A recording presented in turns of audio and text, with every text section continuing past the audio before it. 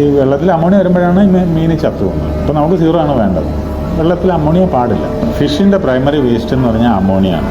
Ammonia ശരിക്കും ഹാംഫുള്ളാണ് ഫിഷിന് ഹാംഫുള്ളാണ്. പക്ഷേ അത് ഇറ്റ് ബിക്കംസ് പ്ലാന്റിൻ്റെ ന്യൂട്രിയൻ്റാണ്. പ്ലാന്റിന് വളരെ ഇഷ്ടമുള്ളൊരു സാധനമാണ് ഈ അമോണിയയുടെ ബൈ പ്രൊഡക്ട്സ് NO3 എന്നൊക്കെ പറയുന്നത്.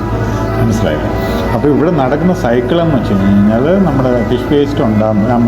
ഈ ഞാൻ പറയുന്ന ഈ സോളിഡ് വേസ്റ്റ് അല്ല, ലിക്വിഡ് ഫോമിലാണ്. അപ്പോൾ ആ അമോണിയ വെള്ളത്തിൽ വരും. ആ വെള്ളത്തെ നമ്മൾ മീഡിയയിൽ കൂടെ കടത്തി വിടുമ്പോൾ അതിലുള്ള ബാക്ടീരിയ ഇതിനെ NO3 ആക്കി കൺവേർട്ട് ചെയ്യും. NO2 then NO3.